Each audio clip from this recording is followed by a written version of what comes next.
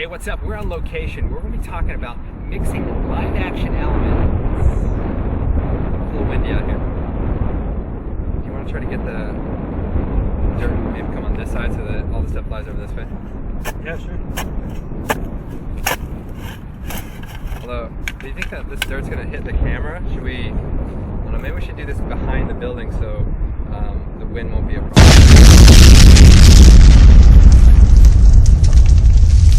Hey, what's up? Andrew Kramer here, and welcome to another very exciting tutorial. Today, we're going to be creating an exciting shockwave blast that hopefully you can scare your friends with. Let's take a look. A little outtake here.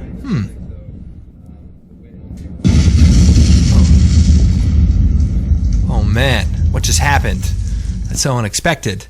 All I have to say is if somebody says, hey, look at this kitten video and turn up your speakers, be ready for some demon to like jump out and get you. So watch out. People are always trying to trick you. You're looking at a car commercial, car's going, all of a sudden demon comes out and gets you. So now if we take a look at this explosion, you can actually see the dirt starts getting kicked up, and then it blasts out and the oxygen gets it, and all of a sudden, you know, shock waves are going. Now, this particular shot is a real explosion, so we're going to be trying to create one that's similar. Now, here I have some footage. We actually reshot it exactly the same way without the explosion, just so that we could do the effects on it, obviously. And I was actually debating on whether or not to make a tutorial out of this because, you know, we have some different tutorials for motion tracking and compositing elements. And I thought, well, you know, you could pretty much figure things out. But I actually had a lot of interesting challenges that I had to figure out while doing this. And I thought, you know, alone, those interesting things could be very valuable to people who run into similar problems. What's important about learning After Effects is understanding these little techniques and these problem-solving tools that will help you get your work done.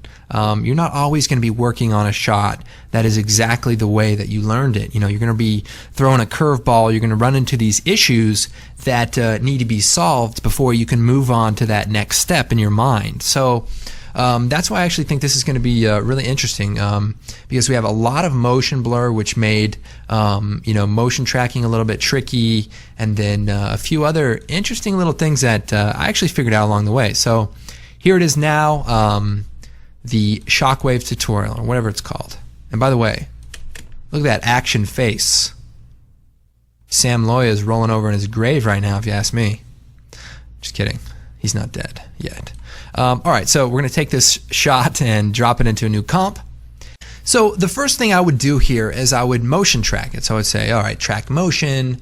I want to track the rotation, and then I would try to track this. Say, all right, maybe this, and maybe even the side of the building here, and we would track forward.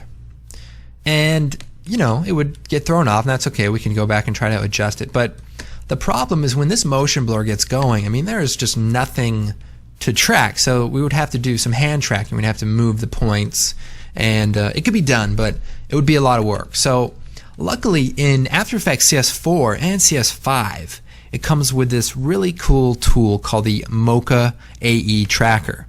And what we can do is export our shot, open it up in Mocha, do a track, and then bring that information back into After Effects. So here's what we're going to do. We're going to choose Composition, Add to Render Queue, and I'm going to render it out. And I'm probably just going to render it into a JPEG sequence. And we'll hit OK, and we'll set a destination for it. And then we'll just click Render. So here's Mocha, and this is the CS4 version. CS5 version has a few slight changes, but the important thing to remember is when you import your footage, I'm going to click here, and grab that sequence, and I'll open it here, and we'll click Next. It's fine. And what we want to do is make sure that everything's set up correctly. So as we go through here, we want to make sure our frame rate is the same as our comp in After Effects. In this case, 23.976. And by the way, if you just go to your composition settings, you can find out what that frame rate is. You want to make sure that that is exact. So that's good. We'll hit Finish, and it'll cache the frames up here. I can't actually get the whole thing in here, so I'll be sliding it back and forth. But I can scrub through my footage here, and then we can create a tracking area. Now, Mocha uses a little bit of different method than point tracking. It uses what's called planar tracking.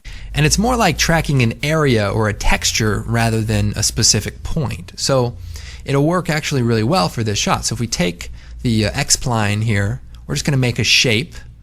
I want to get enough of this in here so that when the shot moves around, it will work. So as you draw it, right-click to close the shape.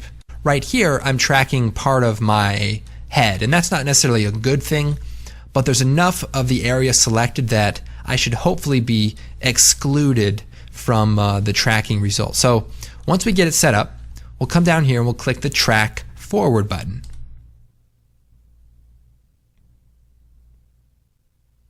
Now, one of the things you want to pay attention to is that the area that you're trying to track stays within this shape region. So just keep an eye on it, and even though we have all this motion blur, our shape is doing a really good job of following it.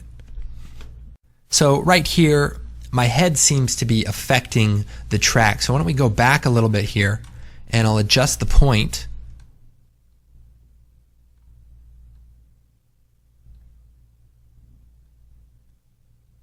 And then just go ahead and track forward again.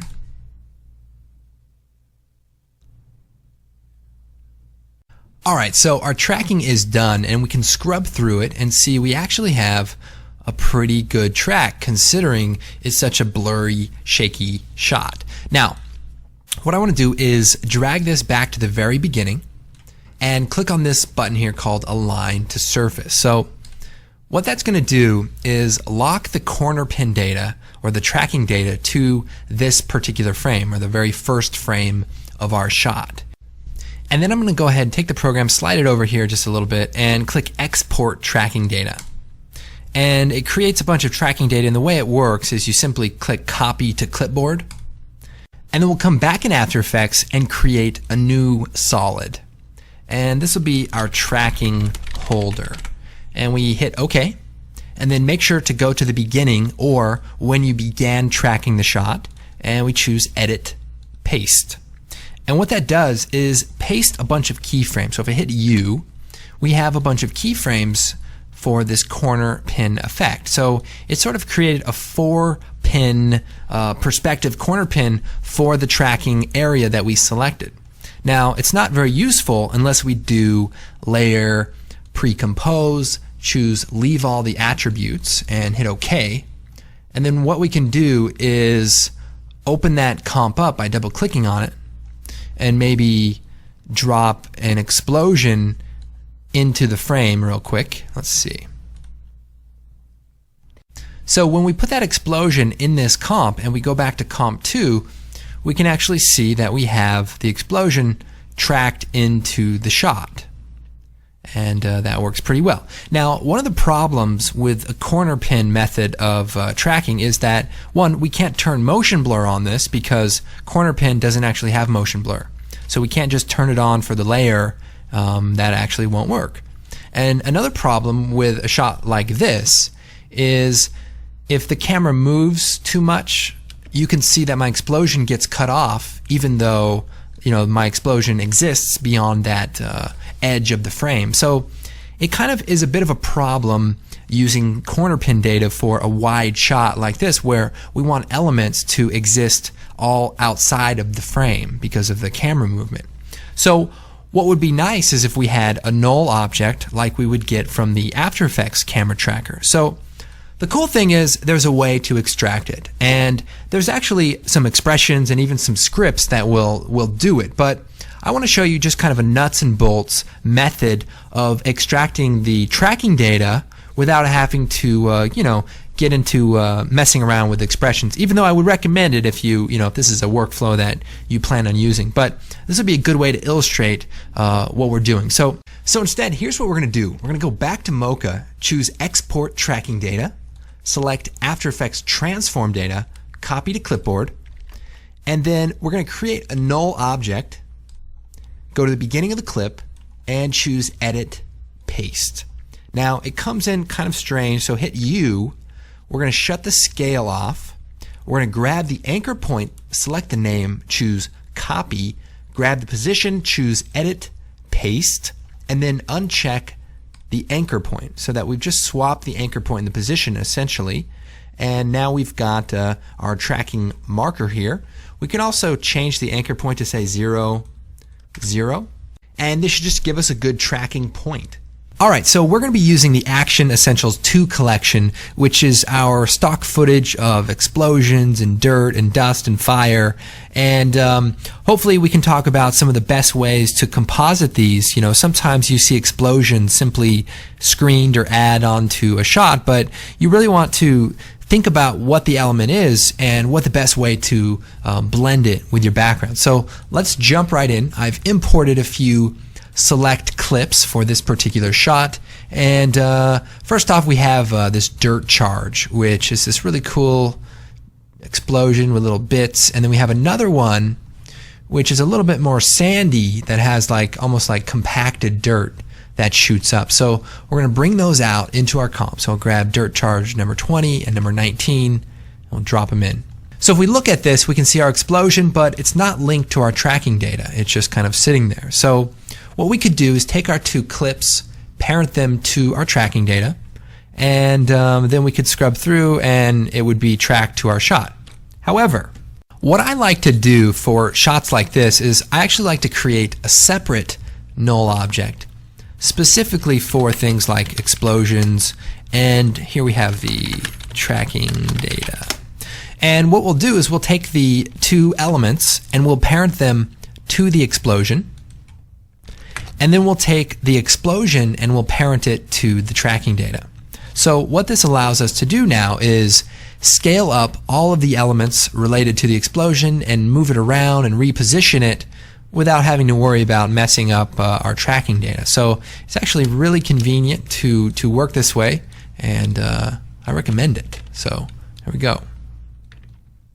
So first thing we're going to do is take a look at this sandy compacted dirt, and I'm probably going to speed it up. So here's what we can do. We can choose Layer, Time, Time Stretch, and we'll set this to something like 75. And we'll scroll through here, we'll scrub in, and I want this to start going up before the reaction. So right about here, we're going to start seeing this underground charge, and then once it gets a little bit bigger, then we want our larger explosion to turn on. So we don't want to see this fire too much. We want to see it about here, and maybe we'll scale it down just a little bit. Another thing I like to do is change the anchor point of explosions to the area where it explodes, so that if we scale it up, it'll scale up from the blast area. So we'll actually probably put the dirt charge below the compacted dirt, and we'll trim the clip. We can do that Alt, begin bracket, or just drag the end of it inward. And likewise, we'll take the number 19, the compacted dirt, and trim that also. So here we have the dirt going up, and then I might even speed this up by moving it over, and then it blows up. Now we're going to have to do a few things like adding some glows and things like that to get that to blend nicely, but you know, the idea is that the dirt gets lifted and then the pressure of it actually explodes and then all the pieces go flying. So that should work pretty good. Now the other thing we want to do is color correct it to match our shot. So we'll choose Effect, maybe add a tint, and then a curves adjustment, common things. We'll just bring that tint down a little bit. We just want this to melt with our background. So as we adjust this, looks like there's a little bit too much green, so we'll go to the green channel and we'll just lower this down a bit. Another thing we can do is add a mask to the bottom here. If we look at the clip, we can just trim the bottom. We'll set it to subtract and then feather it out a little bit. So you can hit M to bring up the mask properties, or F to bring up the feather properties, and that'll just help it blend with the background a little nicer. Also, Control Shift H hides all of the handles and masks and everything in your shot, so that's good. You can also just use the hide masks here, but sometimes you just want to hide everything, so Control-Shift-H is good. So we'll turn on our other dirt charge here, and it has a bunch of stuff here that we're probably going to cut out. So let's take the pen tool and let's cut some of the bottom of this off. So again, we'll set it to subtract, hit F, and we'll just feather it just a touch.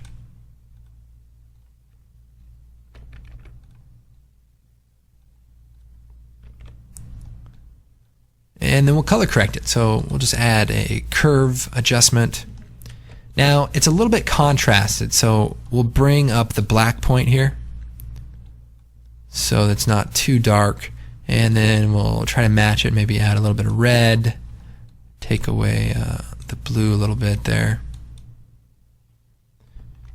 and you know, that looks pretty good. Let's see, we'll scrub through here. Our dirt charge, we might scale that down a little bit. And again, I like to take that anchor point and put it down at the blast point, and that way we can scale things down. And let's try that.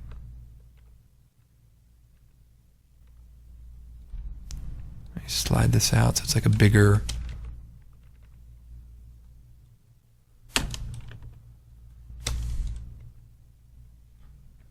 Okay, so just moving things around, just trying to get it to line up a little nicer. And I think that looks nice. So, bam, blows up. And already it's looking pretty good, but let's add in some more elements. Oh, and by the way, check this out. Now that we have the null object and actual spatial movement, we can turn on the motion blur. So if we turn the motion blur on for our two elements and for our comp, you can see now we actually have nice motion blur for our elements. So if we turn that on and off, you can kind of see how that works. So that really helps blend the elements and also hide some of the imperfections. Not that there would ever be imperfections in visual effects, because our job is to be perfect. But they just work us so late, and I just get so... Anyway, moving on, we have some other great elements, these dust wave elements. So if we take a look, it's these...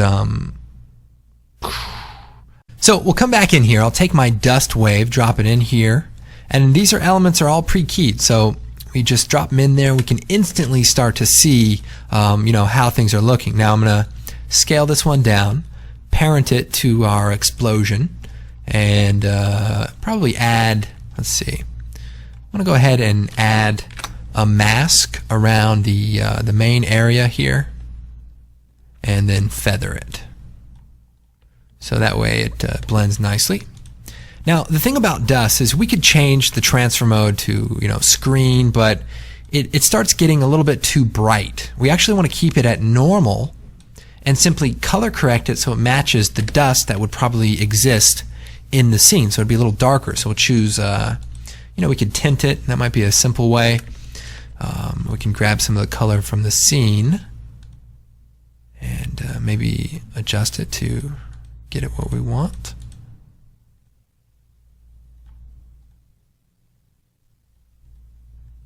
Okay, now we can also change the opacity, so we can lower it. But remember, if dust fills up the frame, it can actually block the view of stuff. So that's why we want to keep it at normal for this particular shot, because it is sort of obscuring some of the dirt on the ground here. So that is looking pretty good.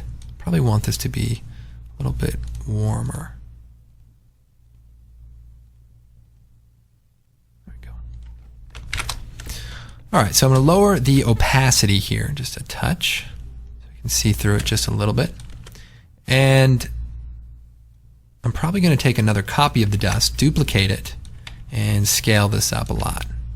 So we want the dust, and the other thing too is I'm going to offset the time. So the first dust comes out of the initial blast,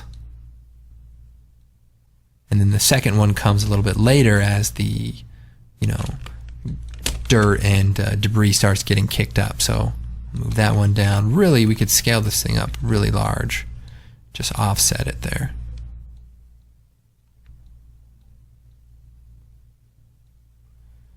And tell you what I'll do. I'll set it to screen just temporarily so that you can kind of see what it looks like in terms of the size and what it's doing. But then we want to lower it down so that it blends in with our shot nicer.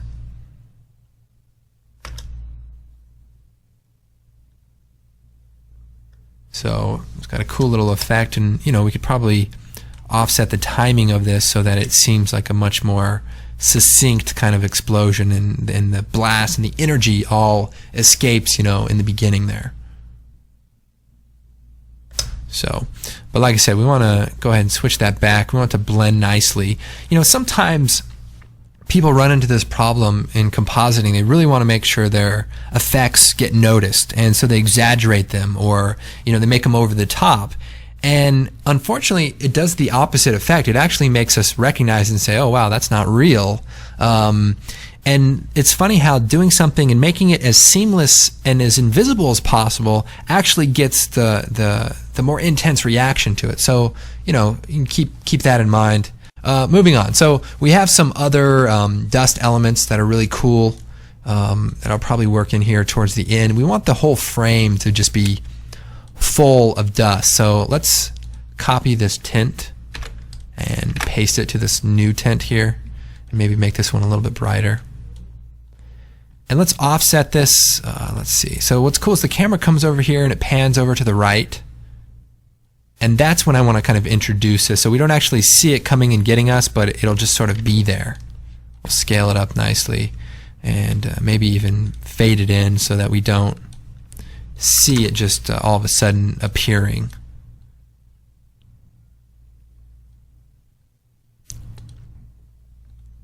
Let's see, what can we do with this particular dust? Well, parent it to the explosion there, and we probably should add a mask to hide any of the hard, sharp edges. So we'll feather that out just a little bit. So let's take a look at just our elements without our action star in there. And by action star, I mean hobo. All right. So that last one, it looks like it comes on a little bit abruptly, which might be okay once we get the shockwave in the next couple of steps, but we might just slide it over and just make the fade in a little bit slower so that it seems like it's traveled a further distance. So it's kind of interesting to look at it like this because we can see things like this sharp edge right here, and we might find that element and just feather it out a little bit more, or adjust the mask so that it doesn't get chopped off as much. Now this actually brings up another idea, and that is to have a lot of elements going at the same time. So remember, we used that dirt, that compacted dirt. Well, let's duplicate that, take a second copy of it, put it behind the first charge. We'll put it behind number 20 here with all of the debris, and slide it in there. And this way, it actually looks like an even more impressive explosion because we have all this sand and dust being kicked up as well. We want to be careful about the sharp edge here, so let's go ahead and add a quick mask. Let's see. And we'll set it to subtract, and we'll feather it out.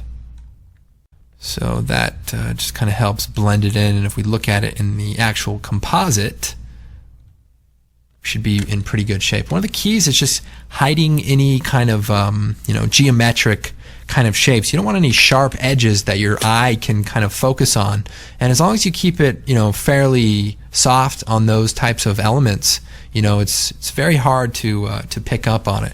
Now we have another problem. We have to obscure myself, and so that I'm in front of all of that debris, but we can talk about that in a little bit. I would probably just say let's feather this ground mask a little bit more, and you can actually, in addition to feathering, you can also change the expansion of the mask, so grow it or shrink it to get it just right.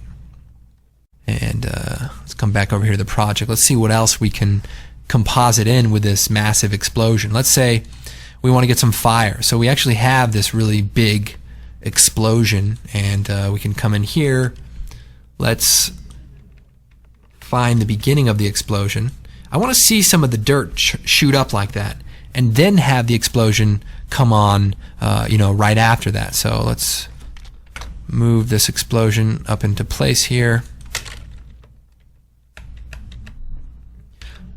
And then it blows up. Now for this explosion, I am going to set it to screen. And usually when I set it to screen, I like to put some smoke behind it. And in this case, we have this amazing dark smoke element. I have to give credit to Speedbreaker, who we hired to develop the simulation.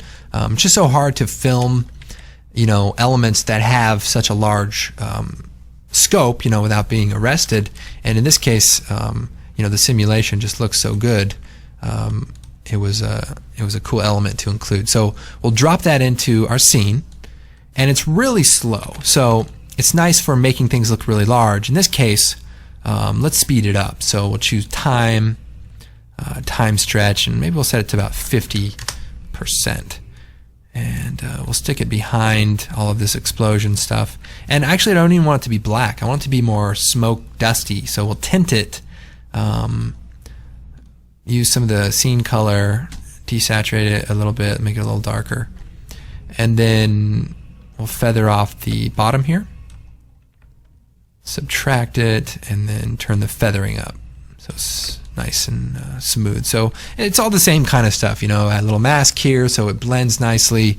Sometimes I just throw everything together and don't worry about smoothing it out until I get the feeling right, the motion, like you like the size of the explosion, and then you can go in and refine it. Luckily, I'm pretty sure of the elements I used already.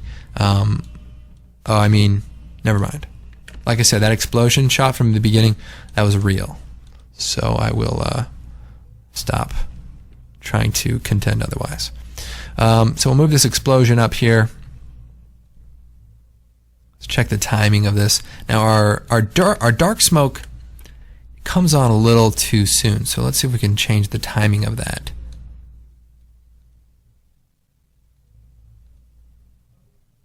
Alright, so that looks a little nicer. Let's create a new solid, and we'll make it kind of a golden color, and we'll hit OK here. And let's set the transfer mode to add, and that way you get this really bright effect. Let's create an ellipse really quick, maybe right here. Scale it up or feather it up. And we actually want to parent this to the explosion also, but we want to be careful and make sure it's large enough so that it doesn't get cut off. So we'll scale this down a bit. Alright. And then we'll hit T, and we want to fade this thing on. So this big glow element is something we want to pop on at the very beginning of the explosion. So we'll set this down to 0, and then we'll fade this up as the explosion gets large, and then as it gets faded out, we'll go ahead and do that also. Now let's go ahead and take a look at where things are at the moment. And also, let's make sure that we parent our explosion to our explosion. Tracking data there. And as we check, let's make sure the dark smoke is also parented to our explosion also. So when you bring out the new elements, just make sure you link them up. And let's take a look at where things are.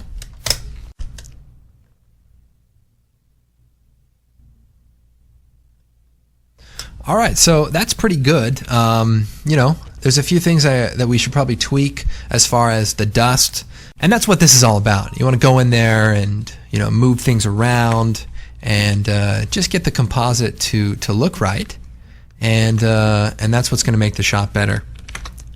All right, so let's go and create a shockwave. So I'm going to create a new solid, and we're going to make it about 1,000 by 1,000, and we'll hit OK. Then we're going to add an ellipse. So we'll just click in the middle here, hold down Control-Shift, and then we'll hit F, and we're going to feather it just a touch. And then we'll make it a 3D layer, hit F4 there, 3D layer, and we're going to rotate it so that it's on its side. And the idea is simply to scale it from being really low. So we'll set a keyframe there, click on the stopwatch, we'll move forward a little bit, and we'll scale it up nice and large so it just fills the frame rather quickly. And then we'll parent this to our explosion. And the other thing we want to do, I'll spread that out just a little bit. And the other thing we want to do is add a, like a clipping mask or a track mat. So we'll add a solid, actually we'll make it comp size. And we want to just mask out the top half here. And if we turn on our footage, the idea is to limit the distance that the shockwave can travel. So we'll just go to about right here, feather it a little bit. And if we take our shockwave,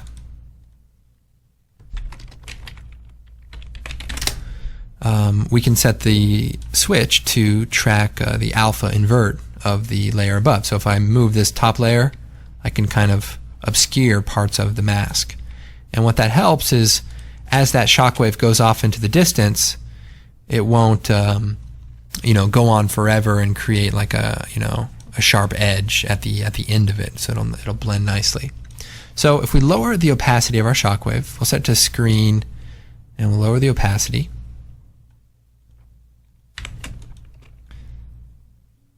It looks pretty good, but we want the timing of it to be a little bit more dynamic. So if we select the two keyframes, we can right click on them, or better yet, go to Animation, Keyframe Assistant, and choose Exponential Scale. And what that does is creates a keyframe for every frame so that the animation is no longer linear but exponential, like a 3D layer would be if it was traveling towards you.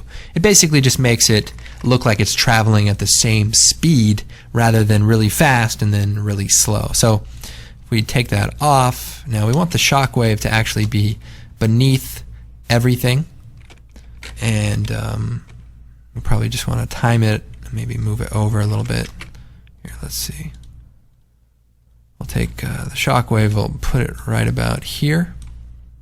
And then our clip mask, actually we should probably make it a little bit larger so that as the camera moves it will stay visible. So half res. Alright, first let's clip the shockwave so that it starts at the beginning of the keyframe, so right about there. Take a look. It's pretty light colored, so we don't see it too much, which is not a bad thing. We don't want to have to, overdo these type of effects. But we can also space out the keyframe so it's a little slower. So we could take them, let's say hold down Alt and grab the last keyframe and drag it, and that actually makes the animation a little bit longer. So depending on if you want it to be slow or fast, just play around with that. So I like it a little faster myself. Yeah, so I actually like it when it's a little bit faster. And we can even duplicate the two layers and maybe offset one, so we get kind of like a dual shockwave.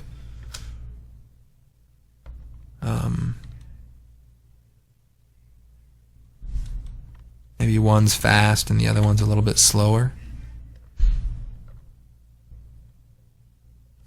Just be careful. I'm turning the opacity up so that we can see it, but you might even turn it up and then fade it out once it's filled the screen so that you don't have to worry about the mask being perfect. That's kind of a nice effect. Now it gets better. So we can look at this again. Let's take a look at this without our footage so that we can just kind of see. Another thing we can do is create another type of shockwave, and this is more of like a spherical shockwave. So if we create a solid, we can add a fractal noise. Let's see here, effect noise, fractal noise, and then we can add a sphere effect. So we could do sphere, and we should be able to find CC sphere. Drop that on there. and it creates a nice sphere effect.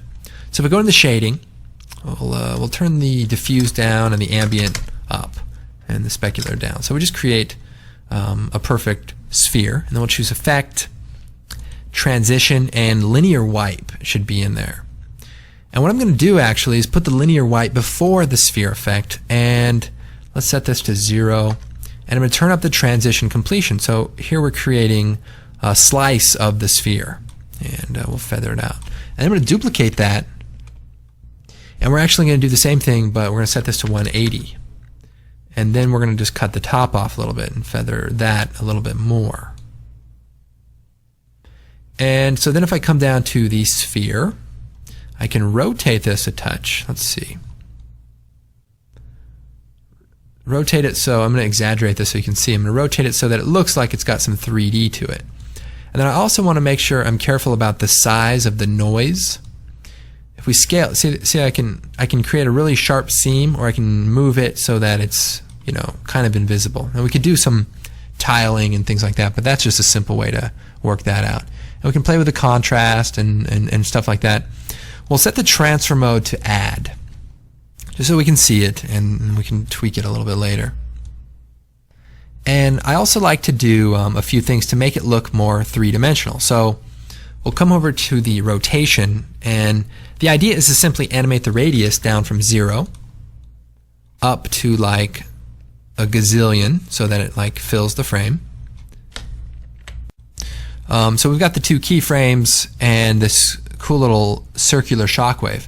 Now we can do something else that's interesting. We can animate the rotation of this. So let's say we take that off, keyframe the rotation so that it spins really fast. So then as we scale it from nothing up to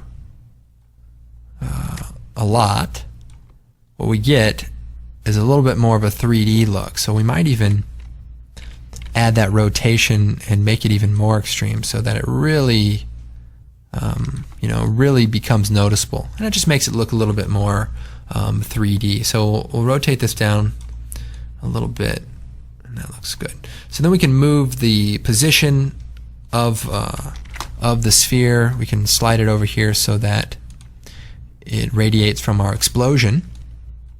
And then if we take this layer, what we may need to do is scale it up, but let's just parent it to our explosion.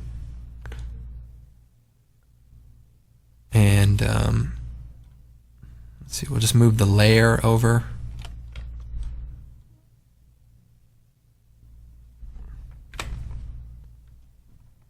Maybe lower the opacity, rotate it a little bit there.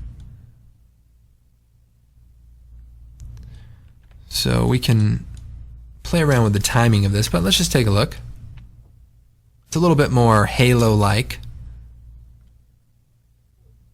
but it's an interesting effect. And the way I actually just like to use it is really trimmed down so that it doesn't look really large, but just kind of like a low-level kind of shockwave. But it just gives it almost a little bit of 3D depth as it kind of blasts off there. So it's up to you. You can kind of play with how that looks, but not too bad. In fact, here I have this other comp that I was going to show you of this desert type of explosion using all the same stuff.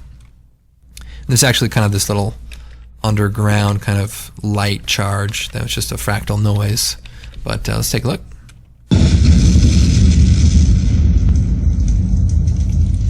So we see the dust picking up, and then you see this big shock wave coming at us, and then the dirt and the dust kind of picks up and fills the frame at the end. So it's all the same stuff. There's no camera shake, so that I wanted you to be able to see what was happening without trying to hide it in the camera shake, which is something compositors never do. It wouldn't be right. It's up to us to make things perfect. Right. Okay, now the final thing would be to make sure that you are in front of all of this dust. And so what you could do is duplicate the footage, put it on top, and then roto it out. You could use the pen tool, draw a shape around everything. This takes forever. Hit M, set a keyframe for the path, and essentially you kind of have to just kind of go frame by frame and do that. And what happens, and then you feather it.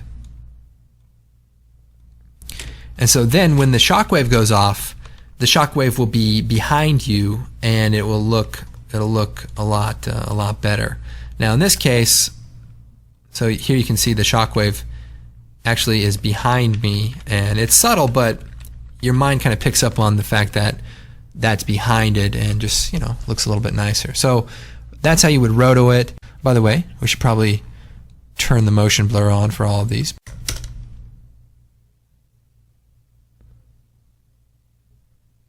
And I would say it looks pretty good. I mean, a little bit, turn that motion blur on for all of the layers, and probably add some glow in there just to make it a really, really bright explosion. And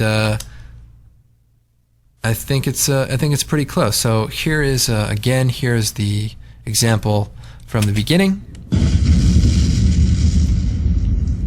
You might actually explore the After Effects CS5 Roto brush.